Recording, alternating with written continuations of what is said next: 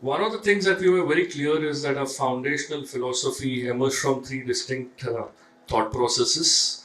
One was to do with music, the idea of books, and we have this serious obsession with cinema. Led Zeppelin 1969, I have a small story to tell. A lot of the times we are asked why the name Purple Ink. So this has some sort of a connection with Led Zeppelin. It's the music that's selling the idea and it's not the name. So what I'm trying to tell is our work is what we sort of base our life on, and it's not the name. So the name has actually no meaning. So when I was in Bombay, people thought I was from Bangalore. When I worked in Baroda, people thought I was from the south. When I'm in south, people think I'm from the north. And it was the same with all of us. And that's when we realized that a lot of the thought process actually came from us adapting to a place. We never belonged, we never were born in that particular place and always lived there, but we found our ways to adapt.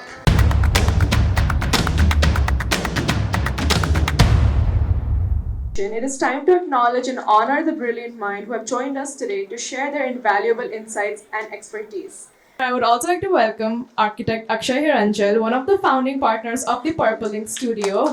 Yeah, so thank you so much. Thank you all for being here. It's overwhelming actually to be here in this building.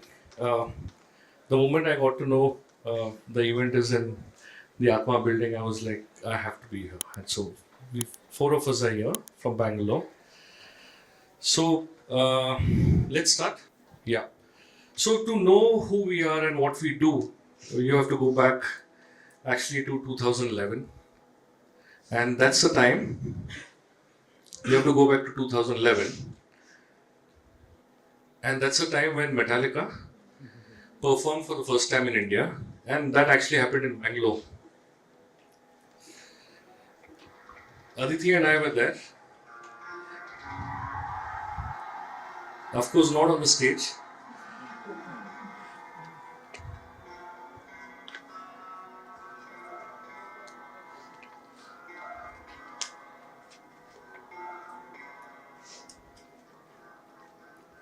So it was this moment of really raw, unfiltered energy that we felt.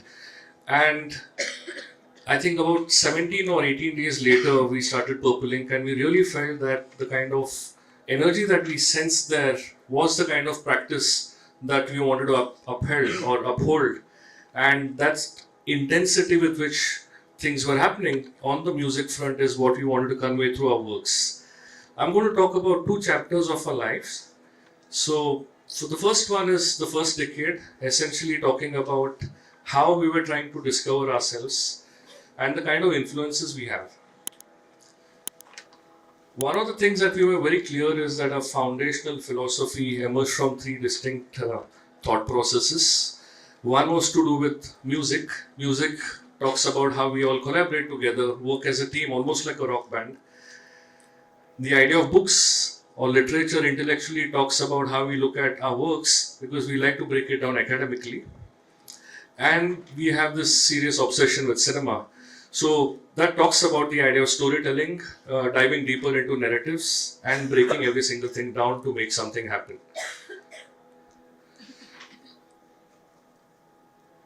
This is Led Zeppelin. Led Zeppelin 1969. I have a small story to tell. A lot of the times we are asked why the name Purple Ink. So this has some sort of a connection with Led Zeppelin. You have to go back 1969. Led Zeppelin was at the top of the game, producing extraordinary music. The first album and the second album was doing really, really well. The third album tanked. That's when people started saying it's the name that's selling the music and it's not the real deal. So they decided to release album number 4 in 1971, in which they did not put their name at all. So the entire album was sold with this cover, which had 4 distinct identities or symbols from each of the band member. This actually became the largest selling album in the world at that point of time, which had songs like Stairway to Heaven, Kashmir, Black Dog, etc. And that's when they said that it's the music that's selling the idea and it's not the name. So what I'm trying to tell is our work is what we sort of base our life on, and it's not the name. So the name has actually no meaning. But with the same ideology, we said, is there a possibility that we can find our own idea of symbolism? And that's where the idea of a winged tiger comes together. And this is born out of our shared love for storytelling, symbolism, and identity in terms of how we look at ourselves. With that, in the first 10 years, we also worked on something called a culture code. This is essentially talking about how do we interpret ourselves. If there's someone who's joining us as a part of our whole studio, how do we look at things? What do we believe in? Who are we and where do we belong, etc. So there's a lot of thinking that actually is embedded in the way we look at things, and that's where we started working on this whole idea of culture code. This is a progressive thing. It keeps changing every year. There's a lot of things that get added on. And essentially, that's an initial part of our whole thought process that comes together in the first set of works that we did. I'm going to talk to you all about two of the projects out of these. All these were actually in the first 10 years of our life. The first project is a small one of the smallest projects that we worked on in Mangalore, coastal Karnataka, south of India. It's called the Brick House. This project talks about the idea of people, process, and memories. So this is for a client who was born here, never lived in Bangalore after he was 20, and has been in Saudi all his life now. And he said, Akshay, I'm coming to you all to do something extraordinary. Let's do something interesting. So rather than looking for a site where he could actually afford close to the seashore, he said, I want to come back to the roots of where I belong. So it was actually in an urban, very dense place which essentially had a lot of big brick factories. And there was absolutely nothing to look at. And the whole process of working that we did at that point of time emerged out of the idea of how do we respond when there's nothing around to look at. How does the house evolve? How does the idea of thought process of how it sort of responds itself to the context evolve? That's when we realized that it needs to start looking upwards, because that's the only direction we could actually tune ourselves to in getting the idea of volume, the idea of light. And that's how we started looking at this idea of choreographing the roof in a way light actually starts coming down all the way to the lowest level. The idea of memories is essentially talking about how he looked at the idea of brick factories and how we wanted to reinterpret it as a part of the culture of looking at it outwards and internally as well. So what you see is a working that we did in the first month when we met him, and all that you see here was done in all one shot. We typically work like this. I wanted to break it down for you all to help you understand how we think. So we visited the site once, and then we took about a month's time to work on the layouts, the 3Ds and everything we craft with hand in the office. And we went to the point of actually doing everything to a point where we really believed in this whole thought of being able to craft and explore the idea of putting things together which resonated what we really believed in. A lot of the works that we do have typically about 150-200 slides, which essentially talks about the idea of the culture, the city, the transition that happens between spaces, the way it responds to the site, the roots, etc., etc. And the project actually evolved during just before COVID. And we like to work with people from the region, and we don't believe in getting people who do a typical kind of work and get them there. So we like to empower people who are actually from that region, give them the confidence that there's a lot that can be explored. So for a project like this, there was a lot of work done in terms of models, a lot of development in terms of how we could actually look at breaking down the process so the people who are actually working there understand the thought process and become a part of the whole process.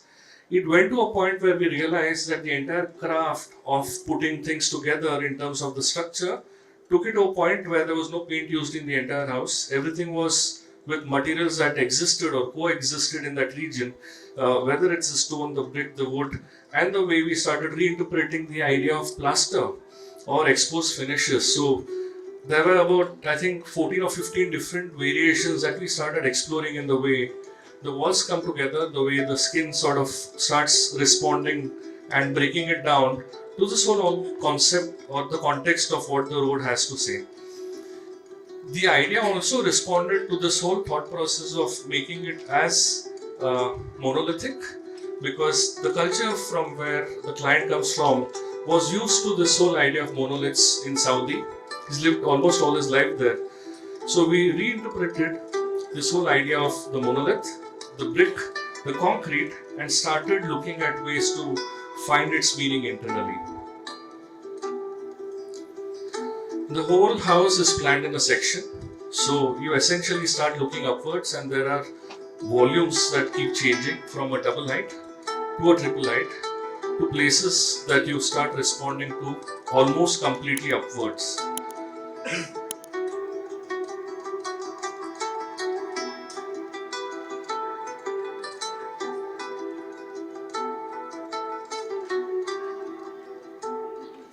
There was black limestone that becomes a part of the whole thought process in the way the flooring comes together, and everything else essentially talks about the idea of crafting narratives and connecting it to this whole idea of memories.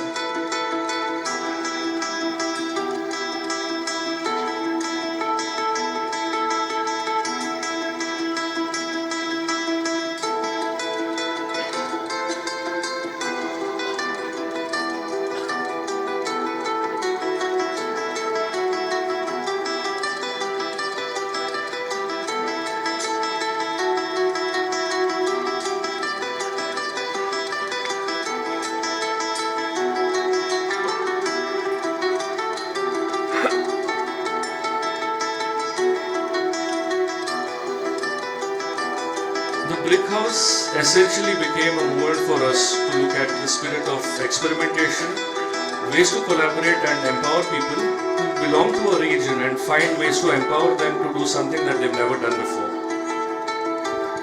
Another project that was actually happening around the same time in a similar region, which was in Manipal, not too far from Mangalore, essentially talks about how we reinterpreted the idea of materials and its connection to the city. So this was a competition project, and it was actually one of our first institutional project that we started working on. It was an invited competition, and we actually won the whole competition. The whole idea of putting together this whole thought process of how do we interpret the idea of design in a design school that essentially was a very large campus of sorts. So this was for 1,200 people. In the heart of Manipal, overlooking a fantastic valley. So the whole thought process of those 200-300 slides that we put together is condensed here to sort of give you an idea of how the thought process of putting together the context, which actually overlooks the valley, is where you have all the studios actually stepping down, in a way responding to the views,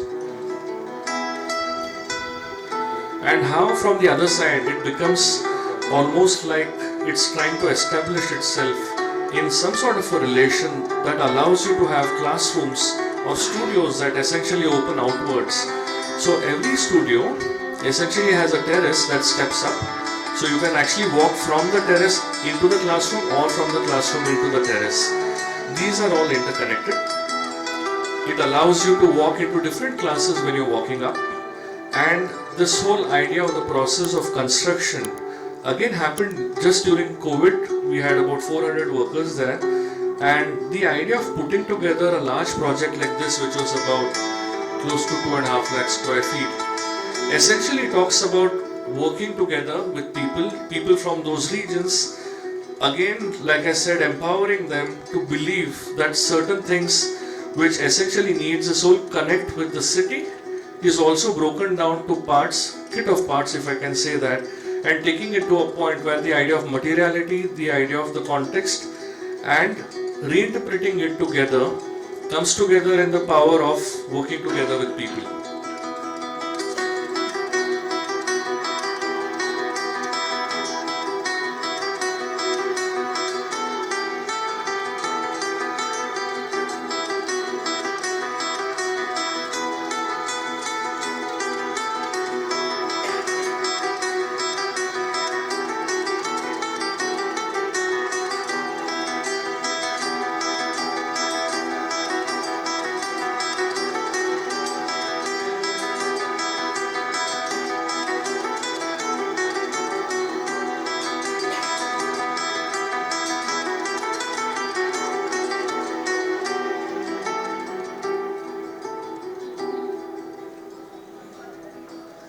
the project essentially became for us an understanding of how do we connect to the city, because Manipal has a lot of institutions and the idea of brick was something that always existed or coexisted. So the gateway or the entrance to the project is actually responding to the materiality that you see typically in that area. The central core becomes almost like a node which allows you to connect from everywhere inside, and the stepped court responds to the site, which essentially looks at the valley, which has a 14-meter dip. So it's a fantastic process which allowed us to explore ideas at a large scale, and that essentially became one of our first projects where we started experimenting with this whole idea of scale and trying to get a deeper understanding where you can actually have porosity, allowing people to walk in, keeping spaces democratic. There are no doors or there's no main entry as such. You can walk in from anywhere, and it actually marked a narrative for us to start establishing ourselves into this whole idea of how the city needs to respond to educational spaces or spaces that essentially needs to become public or have social and communal spaces as a part of its whole process of construction.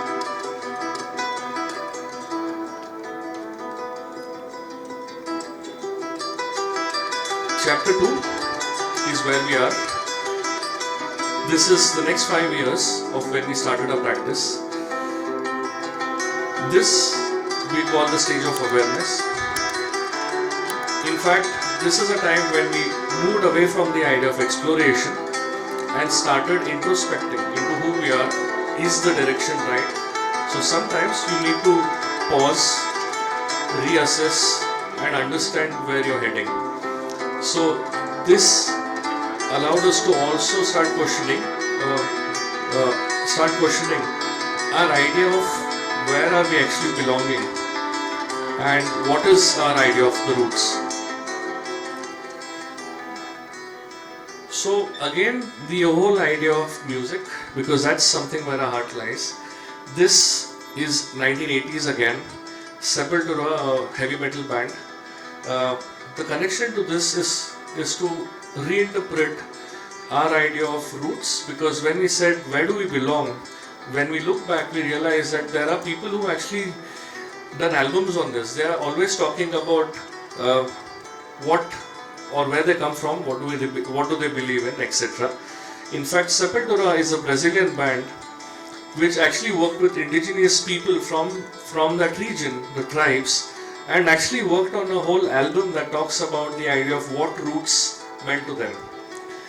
When we started interpreting who we are and where we belong, we realized that all four of us, the principals, actually never belonged anywhere. We always adapted to a place. So when I was in Bombay, people thought I was from Bangalore. When I worked in Baroda, people thought I was from the south. When I'm in south, people think I'm from the north. And it was the same with all of us. And that's when we realized that a lot of the thought process actually came from us adapting to a place. We never belonged, we never were born in that particular place and always lived there, but we found our ways to adapt. And that's when we realized that the idea of adapting ourselves is where we actually started to reinterpret the way we look at life. That's our studio, that's our team.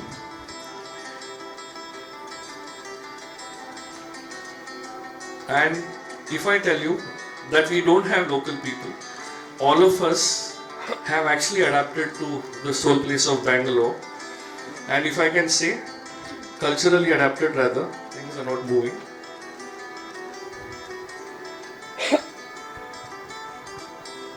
So that's when we realize that the next journey, the next 5 years of our life is actually about uncovering our roots that are adapted. So in a way it talks about how we started reinterpreting our works, trying to find a meaning and how our project adapts to a particular place. And that's when the idea of coming together of all our thoughts actually starts becoming a mode of practice. This is where we realize that we started questioning our idea of roots and how do projects start adapting itself to a particular region. So a lot of the works that start happening in this time of our life is actually explored through two typologies. So the first typology is when we realize that we like to work with projects that have a unique brief, and then we also realize that we like to work with projects that have scale.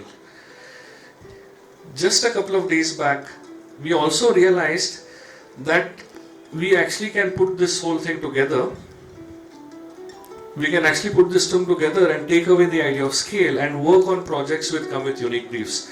What it essentially meant is any project that allows us to transition through this whole thought process of being able to reinterpret our idea of roots is what we started looking at. With that, this whole idea of putting together a strong narrative that connects itself to the city, the thought process of being able to look at it culturally and look at it from many different ideas is what I'm talking about. This is a project which we worked with Professor Chaya. I'm sure all of you know him here. And fantastic experience because this is a project which we did in Bangalore for the Srishti School of Design.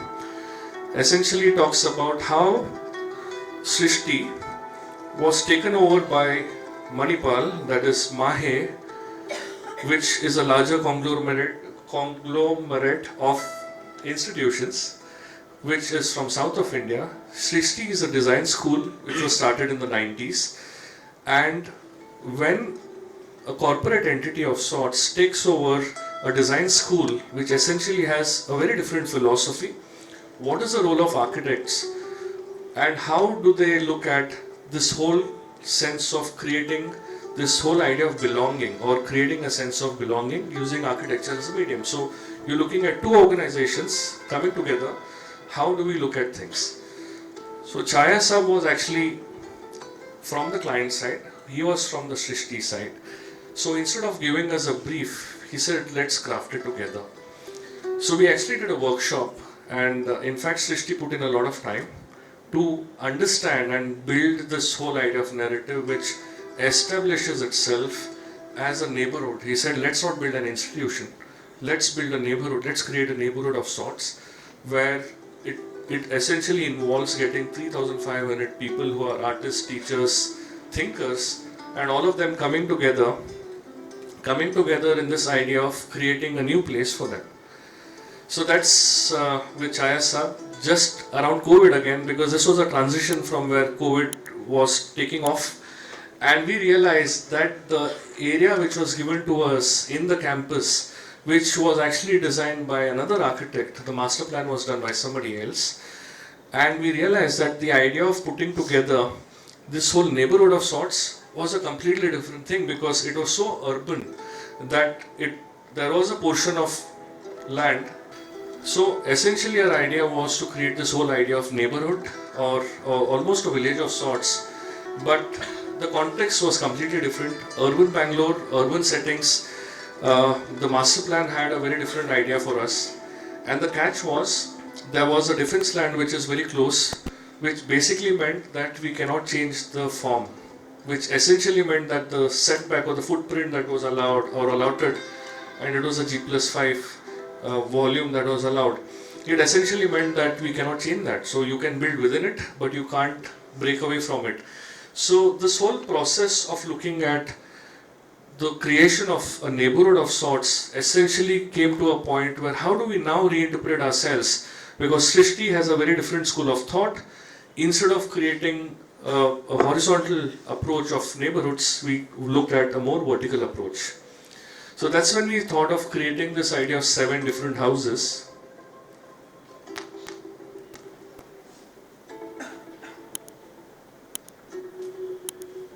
Okay, so 7 different houses, and houses in a sense of what a neighborhood would mean, or almost like a chawl of sorts. And when you start looking back at history again, you realize the idea of activating a space comes from this whole thought of creating a courtyard. So we started looking at each of these houses with a courtyard which allows light to percolate from the top all the way to the lowest level. And now understanding that we are looking at a more dense volume of sorts, it allows us to understand how do we reinterpret this in a way where the lower levels are all heavier, which essentially looks at the Indian way of thinking.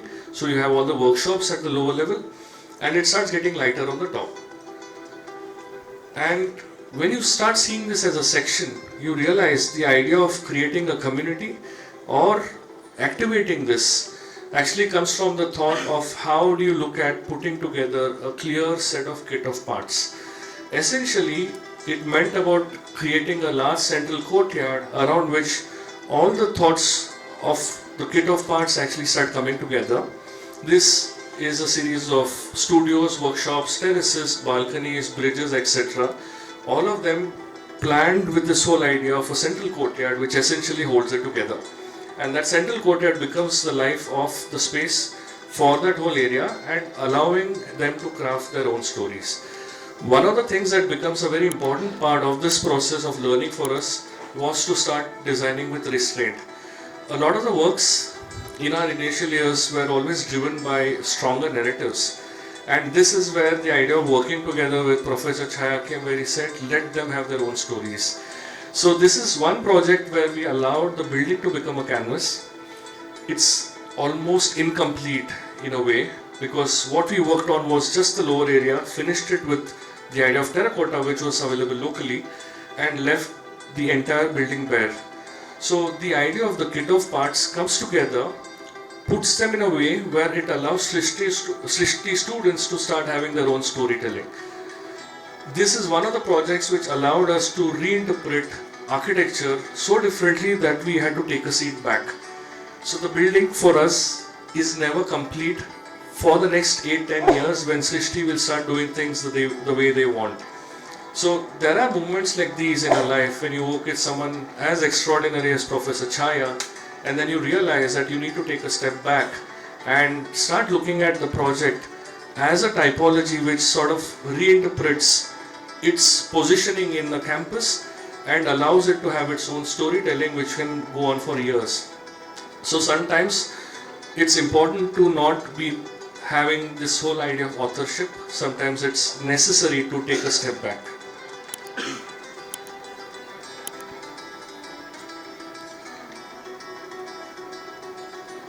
So Srishti, as a community now, has started using the space for the last 1.5-2 years, and they have started looking at all the spaces in a way where it is almost left bare shell, where they are starting to create their own stories. So experiment with and try to allow us to understand how do we look at projects like these.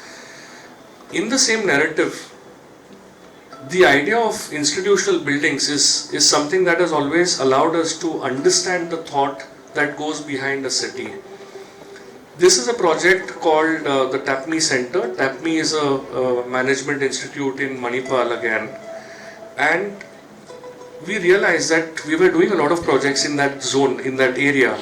So one of the thoughts that we started understanding is, when we are working on so many projects inside a city like that, how do we start reinterpreting these? Because about 60% of the population in Manipal is actually a student population, which is quite a large chunk. And when we started spending a lot of time in that city building projects, etc., we realized that there's not much that you can do beyond your institutional timeline. What it essentially meant that the buildings that are all there, which have been built in the last couple of decades by a lot of architects who worked on that city, essentially have only one life. So you have classes in the morning, and by the end of the day, the buildings become dead. There's nothing that you can do. That's when we also realized that there's not much in the city. So we started questioning this whole idea of the narrative of the building itself. We said, is there a possibility that the building can have multiple lives? Meaning, if it's an institutional building, can it have a secondary life after the classes get over? By doing this, we realized that all the other projects that are also in the same vicinity, like we are working on the TAPMI campus, we are also doing a residential school there called Sharada. We realized that a lot of the buildings that already existed in TAPMI again fell down to a point where it was so isolated that it almost became dead spaces of sort. So in this space, I'm talking about one project here, which we are also looking at multiple projects in the same campus. We realized that instead of having the building just become an institutional block. We said, let's start looking at it becoming a very active space, which allows the social community spaces to take over the academic spaces. So that's the site there.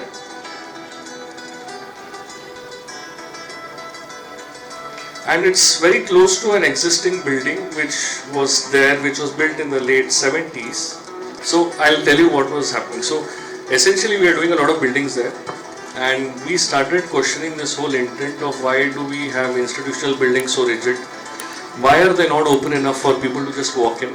Why do we need compound walls and things like that? So that's when we realized that this whole narrative needs to be broken down, where we start showing them by examples of how you can lead and change the way the city lives. Because when you have a city which has more than 60% of the population who are students, it becomes very boring after your classes are done, and then you don't really know what to do. Then you end up going to malls and coffee shops, etc. And all that you need to do is spend money there. So, which we never really understood. That's why we said, let's look at possibilities in which you start having institutional buildings becoming more community driven or communal spaces, and start finding ways to do it. So this is actually a very small project where we experimented heavily in terms of how that can be reinterpreted. So actually this is a point of time in our life where we're still very young in terms of our journey, and we are trying to reinterpret ourselves, putting ourselves, like I said, in this whole idea of awareness, trying to become more aware of where do we belong, how do we look at things. So a lot of these projects allow us to reinterpret this idea of roots. When I say roots, I'm actually saying that when a project is designed and it starts coming together, it doesn't look like it looks like it belongs there, but in reality there are multiple layers.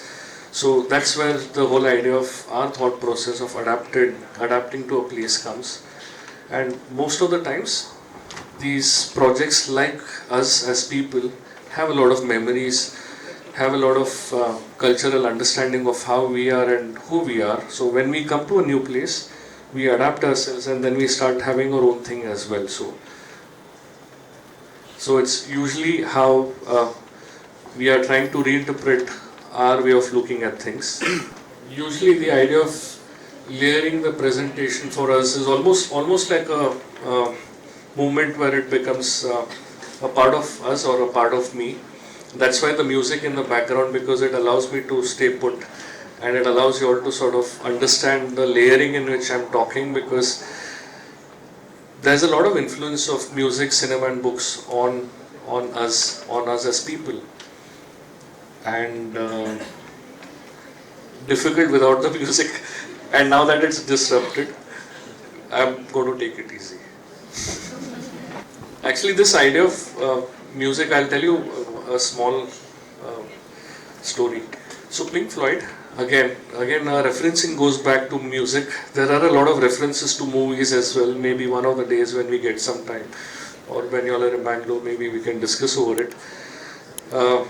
Pink Floyd always felt there are three different ways to talk about ideas, works, etc. One was through concerts. The second was through a book that they wrote. It's a fantastic book full of sketches and animation. And the third was by movies. They created a movie as well. So for us, we always reinterpreted it in our own way, where we said we are working on a book. So there's a book that will talk to you all, or talk to people in a very deeper narrative. Oh, it went back to the beginning.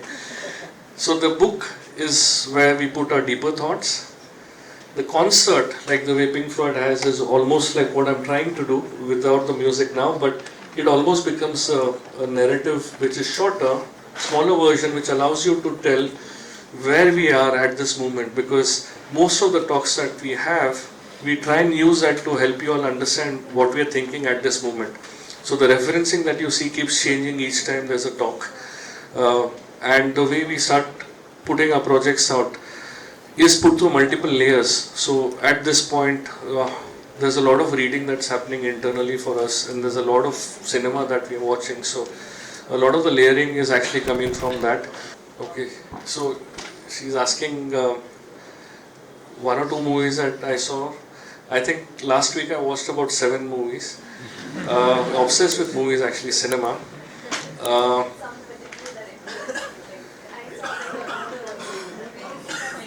yeah. So there's this right now, like last night, he watched a movie done by Studio Ghibli. Extraordinary work by this Japanese director and a set of people who were collectively extraordinary works.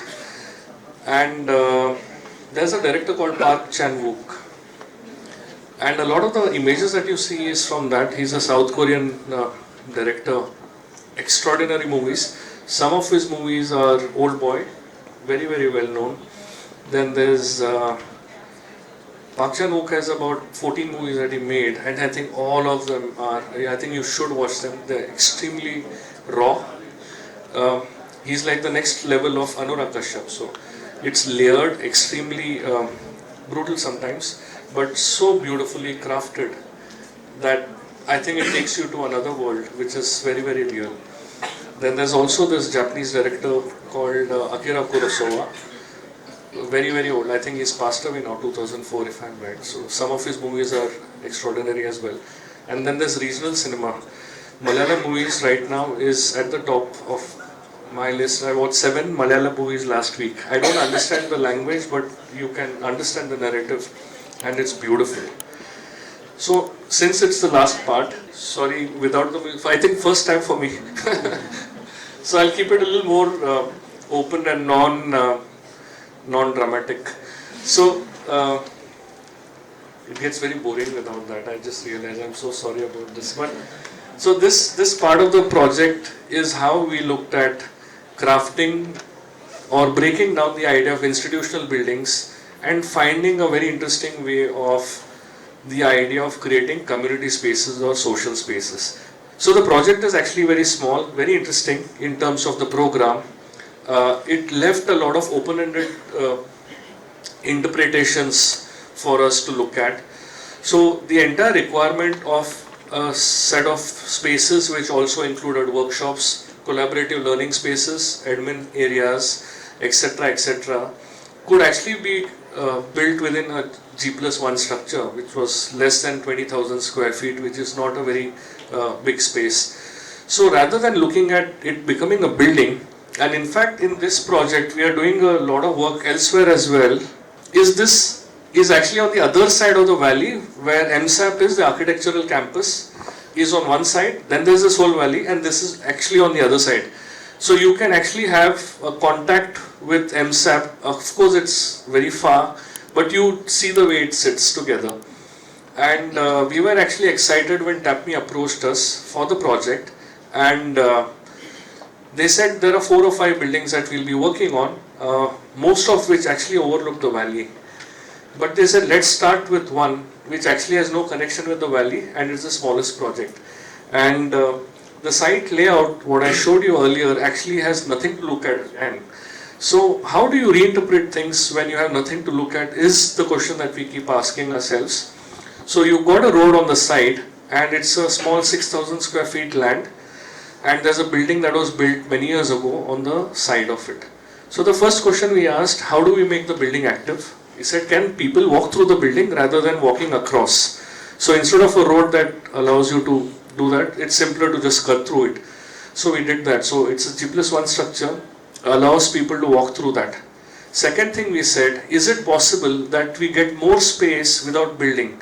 So what does that mean? The idea of terrace becoming usable. So just hold on. So for the terrace to become usable, one of the things we realized that who would actually go on a terrace, and especially when you have so much rains and throughout the year in Manipal, coastal Karnataka, and the summers are extremely harsh, how do you look at things? So we said, first thing, let's get the terrace down, which essentially meant that it becomes an amphitheater of sorts. So the building is an interpretation of an amphitheater with the terrace coming down. So that space is where you start seeing that people can actually sit there.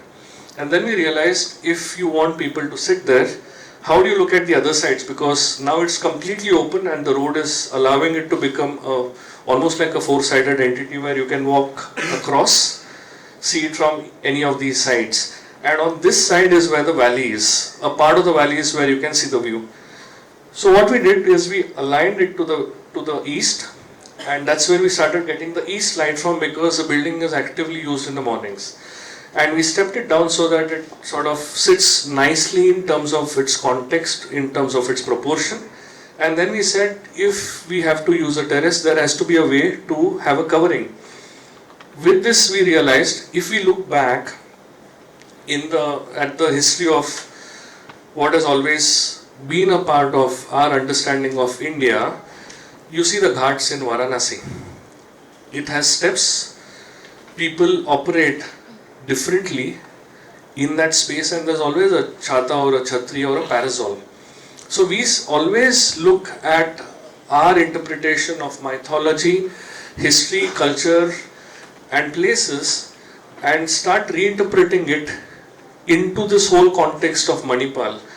And this place has a lot of trees around, so we started looking at the idea of accessibility but with a roof, which is again planned as if it's a series of parasols coming together, almost as if it's a tree cover, and then it sits onto the top of the building, which is basically the terrace.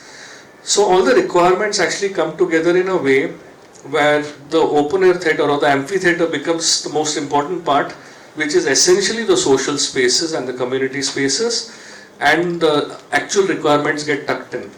So these are moments to understand how the building starts responding very differently, right from this idea of the way it sits together in the landscape and almost becoming some sort of a continuity from the trees that you see and the parasols that start becoming a part of the built form.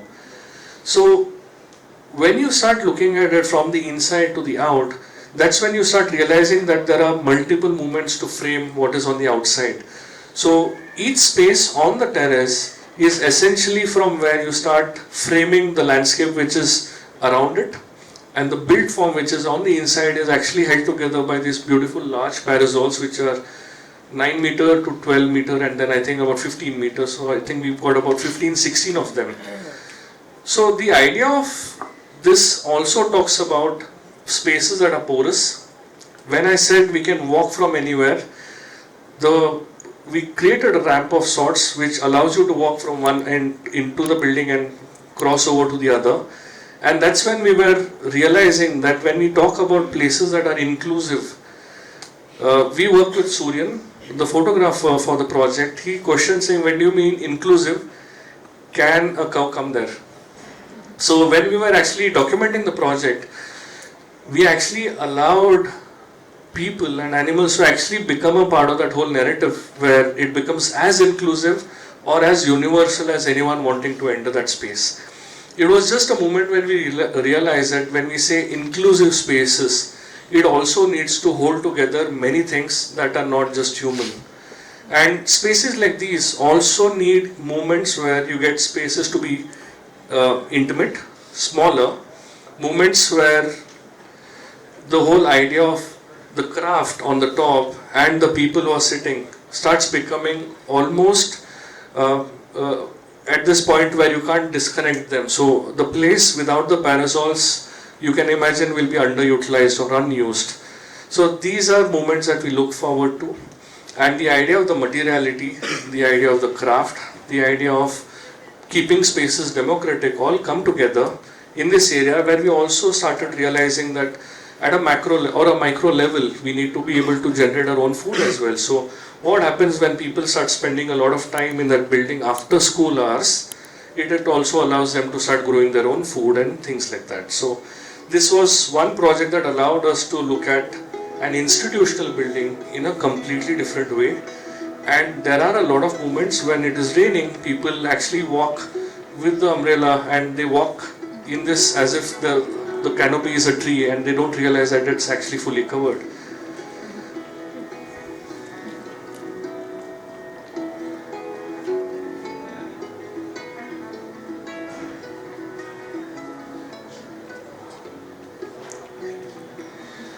So a lot of our spaces right now in the city, we are trying to start reinterpreting this whole narrative of what public or public institutions should be, and how are we trying to look at our way of thinking and our way of adapting ourselves to that place.